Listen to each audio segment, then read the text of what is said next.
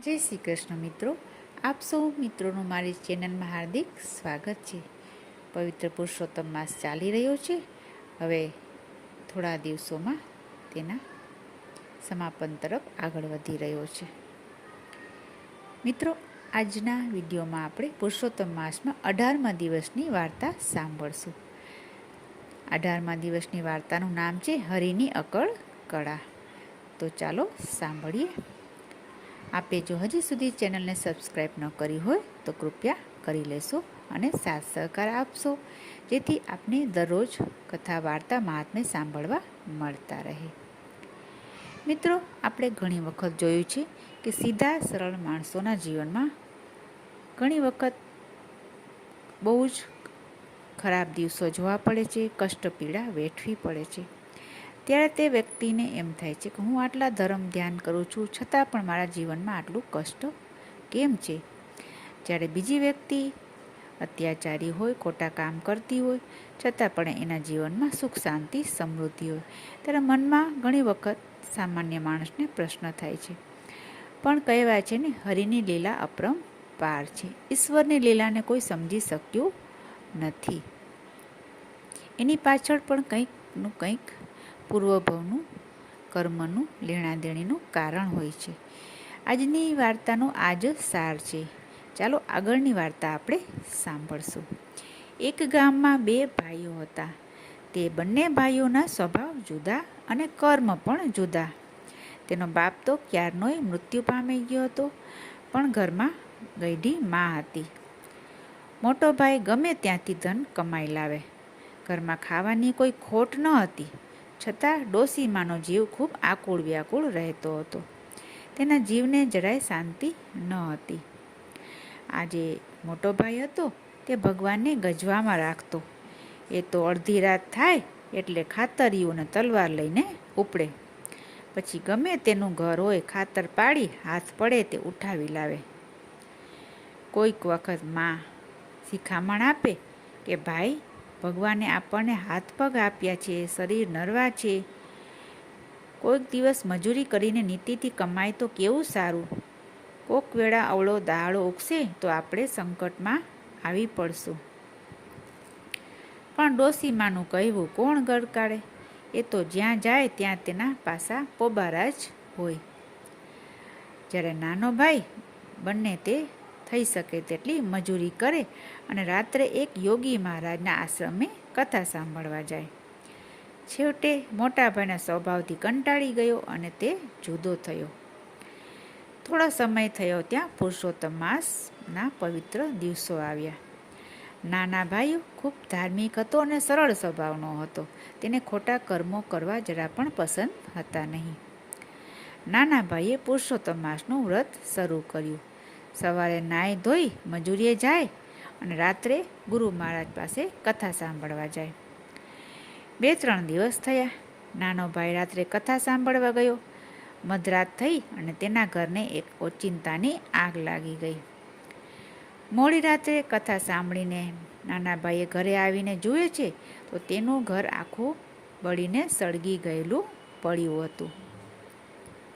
એ તો ભગવાનનું નામનું રટણ કરતો કરતો મન વાળીને બહાર સૂઈ ગયો. બીજો દિવસે એણે ગુરુ મહારાજને પૂછ્યું, ગુરુજી, મારું ઘર સળગી ગયું. મેં એવા તો શું પાપ કર્યા હશે કે ભગવાનને મારા માથે સંકટ નાખ્યું? ત્યારે ગુરુજી તેને સમજાવતા કહે છે, ભાઈ, ભગવાનની લીલા તું સમજી શક્યો નથી. જે થયું તે સારું થયું.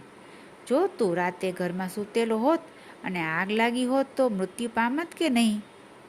ભગવાને તને સારા કર્મોનું ફળ આપ્યું છે, તને જીવતદાન આપ્યું છે. તું જીવતો હોઈશ તો ઘર ફરીથી ઊભું થઈ જશે. જીવનમાં પણ ઘણી વખત આવું બનતું હોય છે. નાની અમથી કસોટી એટલા માટે આવે છે કે મોટા સંકટ આપણા જીવનમાં ન આવે. આવી રીતે ગુરુજીના સમજાવવાથી નાના ભાઈના મનમાં સંતોષ થયો. એ તો પ્રભુના નામનું રટણ કરતાં કરતાં મહેનત કરવા લાગ્યો અને ફરીથી ઘરની જગ્યાએ નાનું એવું ઝૂંપડું બાંધી લીધું. હવે પુરુષોત્તમ માસ પૂરો થવા આવ્યો અને માસનું ઉજવણું કરવાનો દિવસ આવ્યો. મોટા દીકરાનો આજે સારા ઠેકાણે હાથ પડ્યો. તેણે તો સોનાના ઘરેણાં અને રોકડા રૂપિયા મળ્યા અને ઘરે આવી અને ડોસીમાને કહ્યું, માં, તમારે આવતીકાલે પુરુષોત્તમ માસનું ઉજવણું કરવાનું છે ને? બોલો, કેટલા બ્રાહ્મણને જમાડવા છે? ડોસી કહે, ભાઈ, તું ક્યાં મારું માને છે? તને જેમ ઠીક લાગે તેમ કર. મોટો ભાઈ કહે, ના ના, કહો તો ખરા. 5 બ્રાહ્મણ તો જમાડવા જ છે, ડોસીમાએ કહ્યું. મોટા દીકરાએ કહ્યું, અરે માં, 5 નહીં 10 બ્રાહ્મણોને જમાડશું. હવે આ બાજુ નાનો છોકરો રાત્રે કથામાં ગયો. આજે પુરુષોત્તમ માસનો છેલ્લો દિવસ હતો. તે મોડી રાતે ઘરે આવતો હતો. રસ્તામાં અંધારું હતું. ઓચિંતા તે એક ઝાડ સાથે અથડાયો અને ઊંડા ખાડામાં ગબડી પડ્યો. બચારા નાના ભાઈનો પગ ભાંગી ગયો. લથડિયા ખાતો ખાતો ઢસડાતો તે પોતાના ઝૂંપડામાં આવ્યો. હવે નાના ભાઈને પોતાના કર્મો માટે ખૂબ જ પસ્તાવો થવા લાગ્યો.